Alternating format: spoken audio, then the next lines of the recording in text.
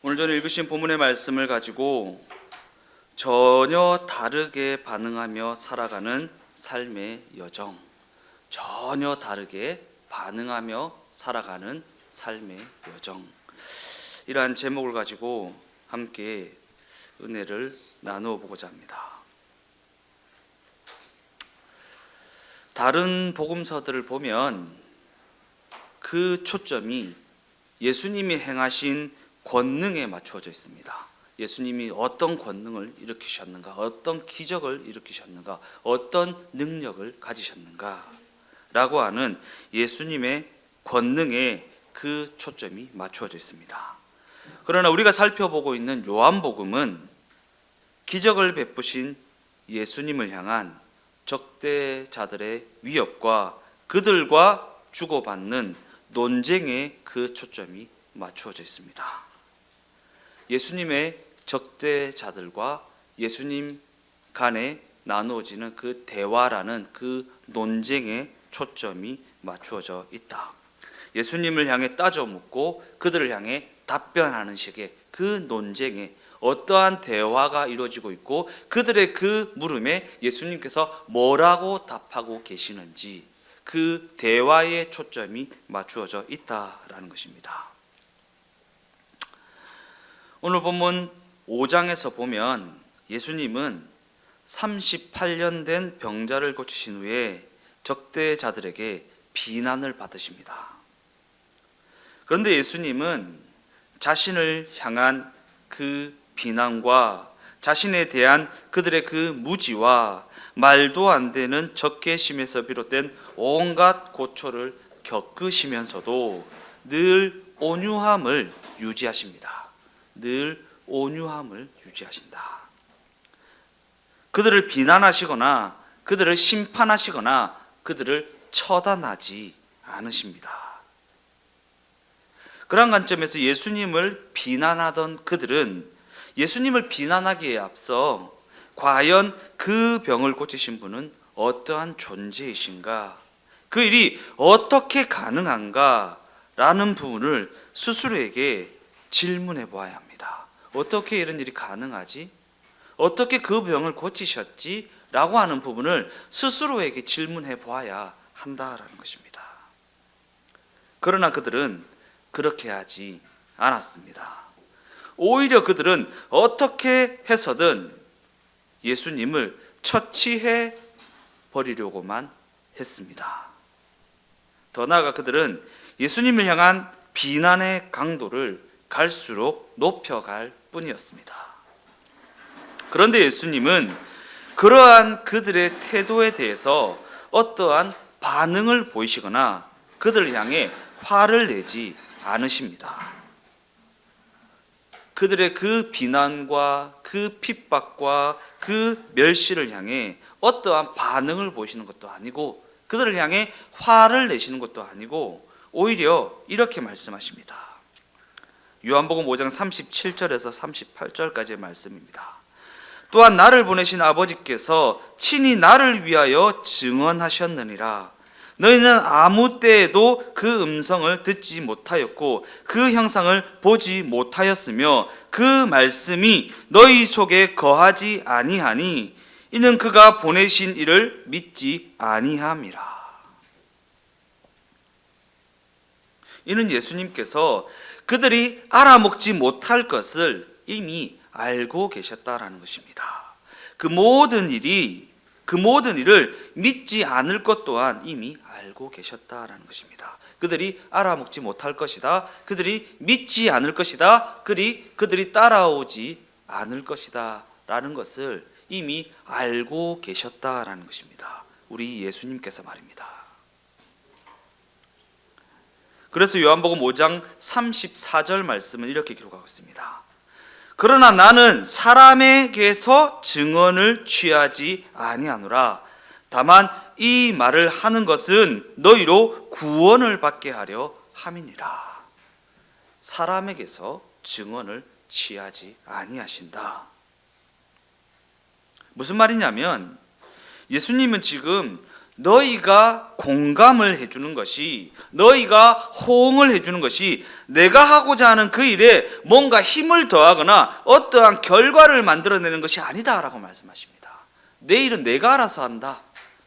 너네가 공감해주거나 너네가 호응해주거나 너네가 따라오는 것, 그것이 내가 내 일을 이루는 것에 조금도 도움이 되지 않는다. 내 일은 내가 이루어 간다 라고 말씀하고 계시는 것입니다. 내가 주를 위하여, 이거 예수님께서 언제 내가 그래라고 그랬냐, 내가 언제 그래라고 그랬냐 라고 말씀하실 것입니다. 그러면서 내가 온 것은 너희의 그 오해 속에서도, 너희의 그 무지함에도 불구하고 너희를 구원하는 그 일을 완수하기 위함이다. 또한 그것을 완수하는 것이 이 땅에서 내가 감당해야 할 내 일이다 라고 말씀하십니다. 내가 감당해야 할 내 일이다. 그러면서 예수님께서는 이렇게 말씀하십니다. 요한복음 5장 41절 말씀 다 같이 한번 읽어보겠습니다. 나는 사람에게서 영광을 취하지 아니하노라. 나는 사람에게서 영광을 취하지 아니하노라. 예수님이 사람에게서 영광을 취하지 아니하신다라고 말씀하십니다. 이처럼 예수님께서는 이 세상이 가장 중요하게 생각하는 그가 얼마나 실력을 가졌는가, 그가 얼마나 대단한 위치에 있는 자인가 라고 하는 자신에 대한 평가나 자신을 따르는 자들의 수가 얼마나 되는지에는 전혀 관심이 없으셨다라는 것입니다. 그가 얼마나 실력이 있는 자인가, 그가 얼마나 대단한 위치에 있는 자인가.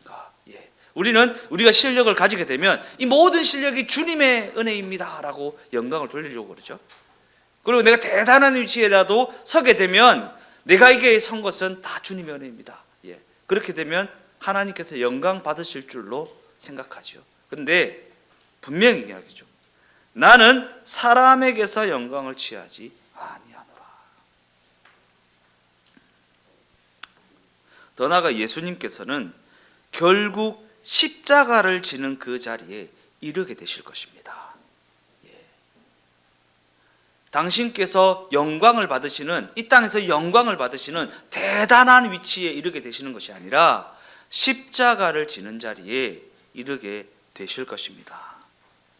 왜냐하면 예수님께서는 결국에는 당신이 어떠한 길을 걸어가야 하는지, 무엇을 감당해야 하는지 당신을 향한 하나님의 의도하심을 알고 계셨기 때문입니다. 하나님의 의도하심을 아셔야 됩니다. 하나님께서 과연 무엇을 의도하셔서 나를 지금 이 지경에 이르게 하셨는가? 그거 아셔야 됩니다. 하나님께서 무엇을 의도하셔서 이 고달프고 힘든 시간을 지나게 하시는가? 무엇을 의도하셔서?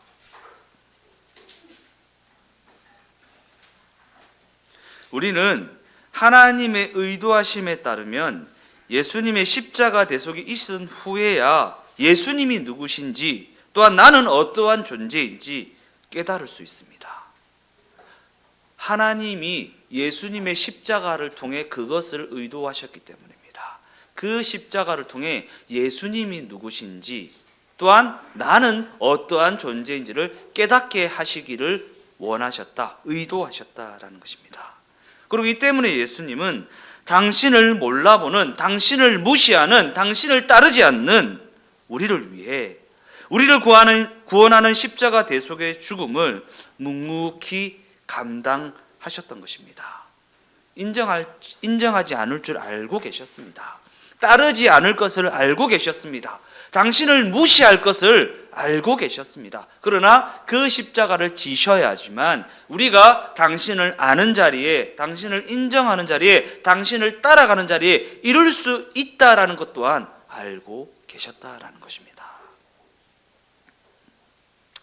이와 같은 관점에서는 우리를 구원하시기 위한 예수님의 십자가 대속의 죽음은 그럭저럭 이해가 되어지는 부분이 있기도 합니다. 그러나 그분이 살아오신 지난 30년이라는 생애는 과연 어떠한 의미가 있는 것인지, 공생애와 십자가면 충분할 것 같은데 왜 그렇게 긴 세월 동안 이 땅에서의 삶을 살아내셔야만 했는지 쉽게 이해되어지지 않는 부분이 있습니다. 그냥 하늘에서 구름 타고 오시면 되잖아요.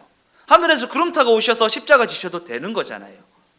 왜 굳이 30년이라는 시간 동안 이 땅에서 사시면서 고진 핍박과 멸시를 당하고 그 하늘 보좌와는 비교할 수도 없는 이 땅에서의 그 고달프고 힘든 시간을 살아내셔야만 했는지 이해가 되지 않습니다. 그냥 구름 타고 오셔서 십자가 지실 거면 구름 타고 오셔서 영광 가운데 오셔서 십자가를 지셨으면 더 효과가 있었을 것 같은데 왜 굳이 그 고달픈 30년이라는 시간을 이 땅에서 인간의 옷을 입고 살아내셨을까? 왜 그러셨을까? 쉽게 이해되어지지 않는 부분입니다.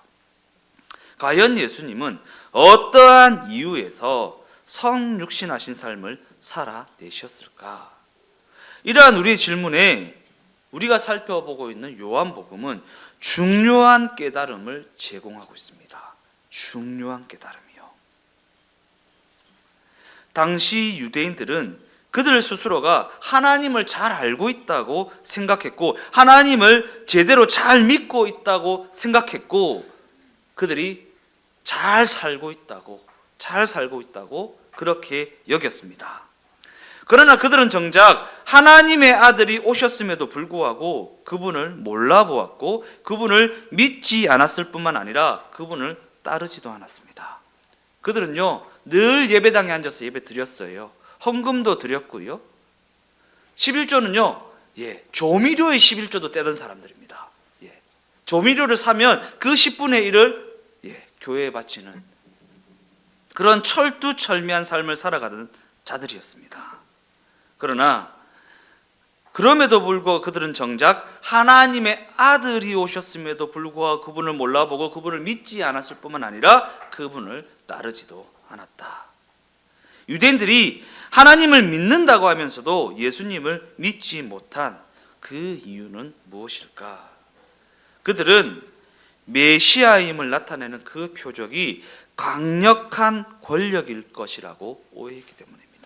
강력한 권력을 가지고 오셔서 우리를 이 로마의 지배를 받는 자리에서 꺼내주는 그분이 메시아지 십자가 지는 저분은 메시아가 아니야라고 그렇게 오해했기 때문입니다. 그러나 그럼에도 불구하고 예수님은 이 땅에서 그 어떤 권력도 취하지 않으셨습니다. 취하지 못한 게 아니라 취하지 않으셨습니다. 요한복음 내내 예수님의 대적자들은 그들의 지위를 가지고 폭력을 사용했지만 예수님은 전혀 폭력을 행사하지 않으셨습니다. 행사하지 못한 게 아니라 행사하지 않으셨습니다. 더 나아가 예수님은 그들을 감동시키려 하지도 않으셨고 그들을 설득하려 하지도 않으셨습니다. 그들을 감동시켜서 그들을 자신의 추종자로 만드는 거나 그들을 설득해서 그들이 당신을 따르도록 만들거나 그렇게 하지 않으셨습니다.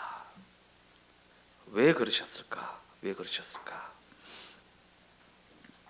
요한복음 1장 14절 말씀입니다. 말씀이 육신이 되어 우리 가운데 거하심에 우리가 그의 영광을 보니 아버지의 독생자의 영광이요 은혜와 진리가 충만하더라. 당시 세상은 이와 같은 그분의 영광을 전혀 알아보지 못했습니다. 우리는 어떠합니까? 우리 또한 그분을 딱 알아보고 그분을 스스로 믿어서 구원을 얻게 된 것이 아닙니다. 우리 또한 그분의 십자가 죽음으로 말미암아 십자가 대속의 죽음으로 말미암아 구원을 얻은 자들에 불과하다라는 것입니다. 우리도 못 알아봤어요. 우리의 어떠함으로 구원을 받은 것이 아니라 예수님이 십자가를 지셨기 때문에 구원을 받은 겁니다. 예수님이 독생자의 영광으로 오셨음에도 불구하고 우리는 전혀 알아보지 못했습니다. 무시했습니다. 없는 자 취급했습니다. 투명 인간 취급했습니다. 독생자의 영광을 우리와 함께하고 계시고 우리의 삶에 간섭하고 계시고 우리의 삶을 주장하시고 주관하시고 인도하고 계심에도 불구하고 그 예수님을 무시하였고 따르지 않았고 믿지 않았습니다. 그분에게 은혜와 진리가 충만했음에도 불구하고 우리는 그것이 무엇인지 전혀 알아보지 못하였습니다. 지금 요한복음 1장 14절 말씀은 이 사실을 고발하고 있는 것입니다. 이 사실을 못 알아본다. 네가 예수님을 못 알아본다. 예수님을 따르지 않고 있다. 예수님을 믿지 않고 있다라는 사실을 고발하고 있다라는 것입니다. 예수님을 알아보았기 때문에 예수님을 믿게 된 것이 아니다라는 것입니다. 그분의 십자가 대속으로 말미암아 빛이 비추어져 하나님을 보게 되었고 나를 보게 되었기 때문에 믿어지게 된 것이고 그로 말미암아 그 구원을 받게 되었고 구원을 받았기 때문에 그분을 알아보게 된 것입니다. 알아보고 믿은 게 아니라 구원을 받았기 때문에 알아보게 된 것입니다. 완전히 다른 거예요. 내가 믿어서 구원받은 게 아닙니다.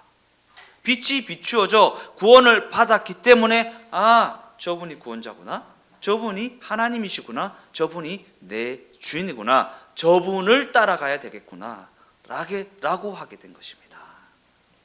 왜 이렇게 순서를 바꾸어서 말하고 있는 것인가? 구원을 받아야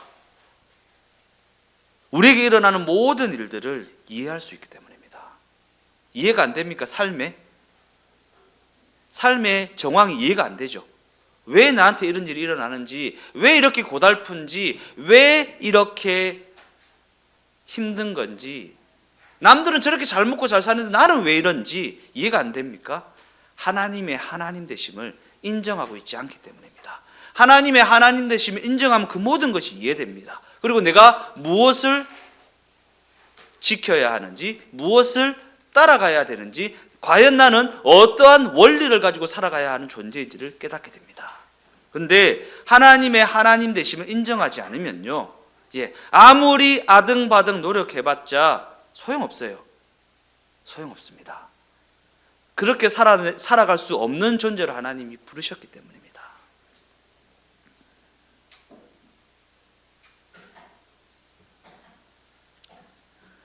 하나님께서 우리에게 섭리하신 그 모든 일들은 십자가를 거친 후에야 그 뜻을 헤아릴 수 있다라는 것입니다. 우리가 십자가를 인정하는 그 십자가로 말미암아 예수님이 내 주인 되시고 예수님이 내 주인 되신다라는 것을 인정하는 자리에 이른 후에야 비로소 그분이 구원자이고 그분이 하나님의 본체라는 사실이 믿어지게 되어 있다는 것입니다. 그러한 관점에서 예수님은 적대 행위가 난무하는 그 한 중심으로 친히 찾아 들어오셨습니다. 예수님이 적대 행위가 난무하는 그 한복판으로 찾아 들어오셔야 했던 그 이유는 무엇인가? 왜 그렇게 하셨는가? 우리가 예수를 믿으면 그 즉시 천국에 가는 것이 아니기 때문입니다. 우리가 예수를 믿으면 그 즉시 천국에 이르게 되는 것이 아니기 때문입니다. 이 땅에서 하나님의 통치를 배우는 과정을 필수적으로 거쳐야 하기 때문입니다.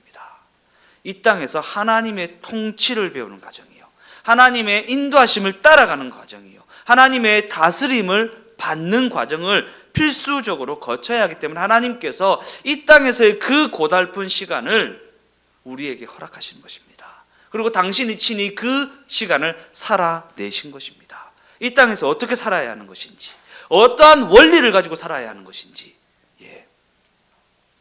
그 원리에 적용을 받고 있다는 사실을 잊지 마십시오. 제가 여러 번 얘기했죠. 로또 맞으면 해결되냐고요. 그 로또가 하나님의 섭리를 못 이깁니다. 못 이겨요. 절대 못 이깁니다. 이렇게 하면 될 것 같은데 그렇게 해보십시오. 그 원리를 따르지 않는 이상은 의미 없습니다. 많이 벌어서 괜찮아질 것 같습니까? 아니요. 수억을 벌어도 소용없습니다. 수억을 벌어도 소용없습니다. 예. 이 방법을 쓰면 괜찮을 것 같습니까? 아니요. 이 방법, 저 방법, 요 방법 다 써보십시오. 소용없습니다. 왜? 우리는 하나님의 원리에 따라 살아가야 하는 존재로 부름을 받았기 때문에. 안타깝지만 부름을 받았습니다. 부름을 받았습니다. 지난주에 제가 했죠. 안타깝지만 여러분은 구원을 받았습니다. 구원을 받았습니다. 이 땅의 흐름에 따라서는 답이 없는 인생으로 부름을 받았습니다. 많이 벌어서 해결한다고요? 소용없습니다. 하나님을 따라갈 때에, 예수님의 인도하심을 따라갈 때에, 하나님의 하나님 되심을 인정할 때에 길이 열립니다. 그래서 예수님이 그렇게 말씀하십니다. 내가 길이요 진리요 생명이니 나로 말미암지 않고는 아버지께로 올 자가 없다. 예. 어떠한 방법을 써도 예수님을 내 주로 인정하지 않는 이상은 답이 없습니다. 분명히 하셔야 돼요. 죽을까 하노라가 아니고 반드시 죽습니다. 죽을까 하노라가 아닙니다. 죽을 수도 있고 안 죽을 수도 있고 잘 될 수도 있고 안 될 수도 있고가 아니라 반드시 망합니다. 주님의 주님 되심을 인정하지 않으면.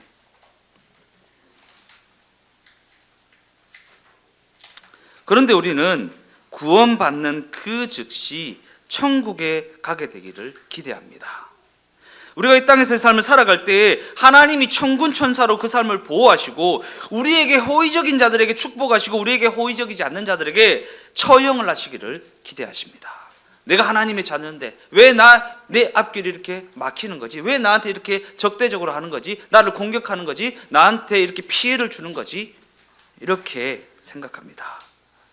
왜냐하면 많은 경우 우리는 예수를 믿는 신앙을 가졌다는 것을 우리의 소원을 이루는 어떠한 조건이나 어떠한 방법 같은 것으로 여기기 때문입니다. 예수 믿으면 내 소원 이루어지겠지, 예수 믿으면 내 기도가 응답되겠지, 예수 믿으면 내 상황과 형편과 여건이 나아지겠지 라는 것을 기대하면서 신앙을 그것을 얻기 위한 방법적인 것으로 기대합니다. 예수 믿으면 되는 거야, 이렇게 전도합니다. 예수 믿으면 만사가 형통해, 예수 믿으면 잘 돼, 자녀가 잘 돼, 사업이 잘 돼, 직장에서 높임받아 부유하게 돼, 이렇게 전도합니다. 그러나 그렇게 되지 않는다는 것은 우리가 우리의 삶을 통해 적나라하게 확인하고 있지 않습니까? 예. 그렇게 되지 않는다라는 것은 우리가 우리의 삶을 통해 적나라하게 확인하고 있다라는 것입니다. 내 일이 뭔가 속 시원하게 해결되는 경우는 별로 없습니다. 예수를 믿어서 세상적인 이익을 얻게 되는 경우도 거의 없습니다. 마치 예수님이 적대자들에게 끌려가서 죽임을 당하고 그들이 예수님에게서 승리를 얻은 것처럼 느껴진다라는 것입니다. 실제로 그들은 예수님을 십자가로 끌고 가서 처참하게 죽였습니다. 그런데 이러한 대조의 장면을 다시 한번 자세히 좀 살펴보십시오. 이러한 대조의 장면을 자세히 살펴보셔야 됩니다. 이 세상은 결국 비방하거나 보복하거나 죽이는 결론을 벗어나지 못합니다. 이 세상의 결론입니다. 비방하고 보복하고 죽이는 결론밖에 없습니다. 이 세상의 방법을 따라가면 사망의 결과밖에 나올 것이 없다라는 것입니다. 그러니까 따라가봤자 사망이다. 이 방법 써봤자 사망이고 저 방법 써봤자 사망이다 라고 말씀드리는 것입니다. 왜냐하면 이 세상은 그 이상의 실력도 그 이상의 내용도 가지고 있지 않기 때문입니다. 이 세상은 그 내용을 가지고 있지 않습니다. 사망이라는 내용 외에는 다른 내용을 가지고 있지 않습니다. 그러니까 따라가지 말라는 것입니다. 반면에 예수님은 다릅니다. 그분은 하늘에서 내려오신 분이십니다. 하나님 아버지의 뜻에 순종하여 우리를 구원하러 오신 분입니다. 우리에게 생명을 주시고 그 생명을 더 풍성히 얻게 하시려고 오신 분입니다. 예수님이 이 땅에 오신 목적이 그러하다라는 것입니다. 우리를 구원하고 우리에게 생명을 주시고 우리에게 그 생명을 풍성히 더 누리게 하시기 위해 오셨다라는 것입니다. 그분은 이 땅에서 권력을 잡아서 우리를 우리 위해서 군림하려고 오신 분이 아닙니다. 인자가 온 것은 섬기려 하고, 섬기려 하고. 그리고 성경은 그분의 죽음이 전제되어야 이 결론에 도달할 수 있다고 그렇게 말하고 있다라는 것입니다. 과연 그러하다면 그분의 이러한 일하심은 우리 모두에게 어떠한 의미를 주고 있는가? 어떠한 의미를 주고 있는가? 고린도전서 1장 18절에서 21절까지의 말씀을 다 같이 읽어보겠습니다. 십자가의 도가 멸망하는 자들에게는 미련한 것이요 구원을 받은 우리에게는 하나님의 능력이라. 기록된 바 내가 지혜 있는 자들의 지혜를 멸하고 총명한 자들의 총명을 폐하리라 하였으니, 지혜 있는 자가 어디 있느냐? 선비가 어디 있느냐? 이 세대의 변론가가 어디 있느냐? 하나님께서 이 세상의 지혜를 미련하게 하신 것이 아니냐? 하나님의 지혜에 있어서는 이 세상이 자기 지혜로 하나님을 알지 못하므로 하나님께서 전도에 미련한 것으로 믿는 자들을 구원하시기를 기뻐하셨도다.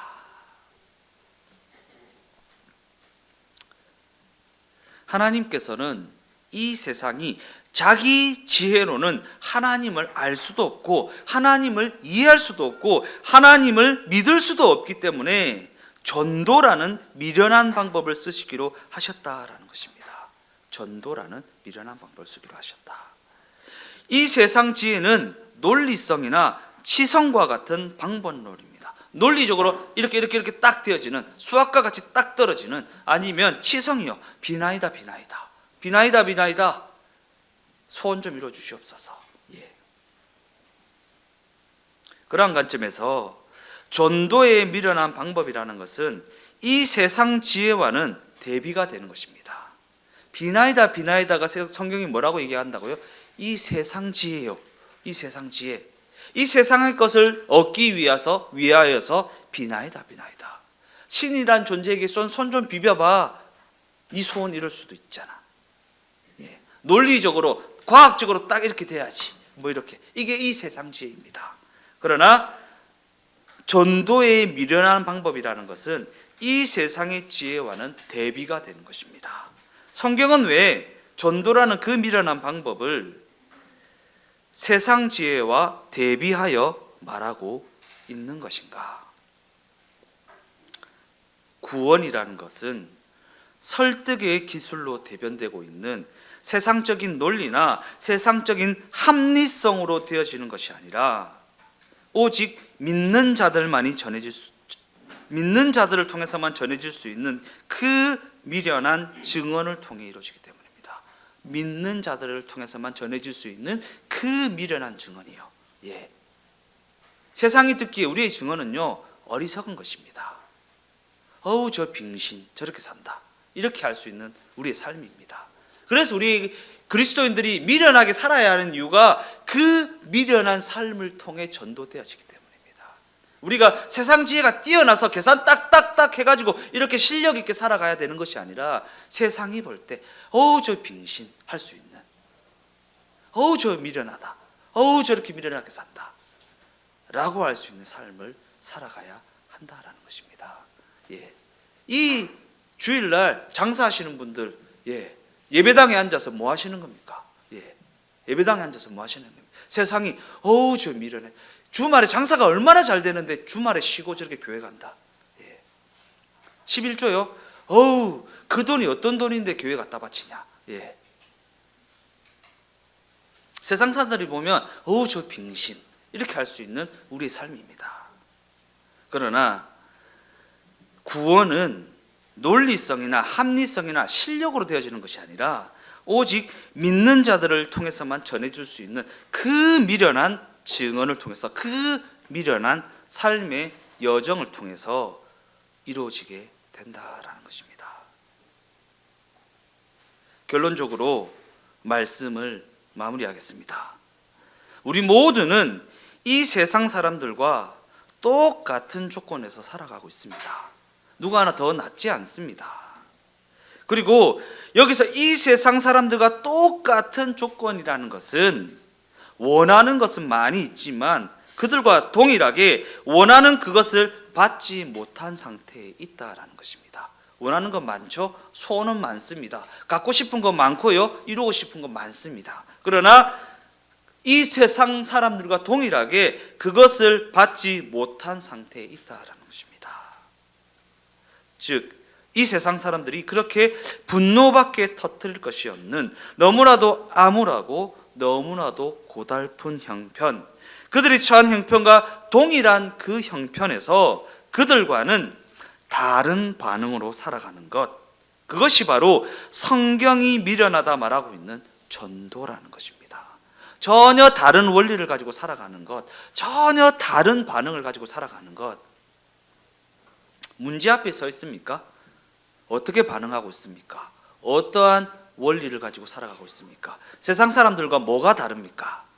많이 벌어서 많이, 실력을 갖춰서 더 높게, 아니요.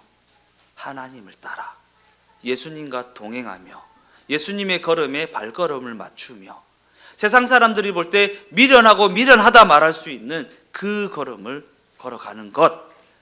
오늘 제목이 무엇입니까? 전혀 다른 반응으로 살아가는 삶의 여정. 이것이 신앙입니다. 신앙을 가져서 막 신앙을 가지고 비나이다 이 소원도 이루고 저 소원도 이루고 이 집도 사고 저 집도 사고 이 차도 사고 저 차도 사고. 아니요. 신앙이라는 것은 전혀 다른 반응으로 이 땅에서 삶을 살아가는 여정입니다.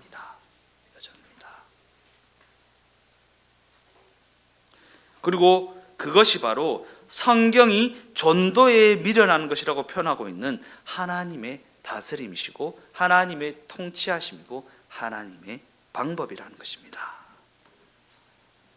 그런 관점에서 우리가 가진 신앙이라는 것은 어떠한 비법을 제시해서 원하는 것을 얻어내는 어떠한 방법론과 같은 것이 아니라고 했습니다.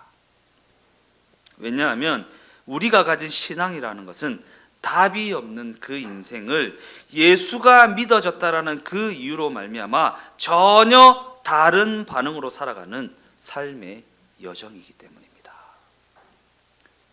그리고 성경은 이것이 바로 전도라고 말하고 전도에 미련한 것이라고 표현된 하나님의 방식이고 하나님의 원리이고 하나님의 다스림이라고 말하고 있다라는 것입니다.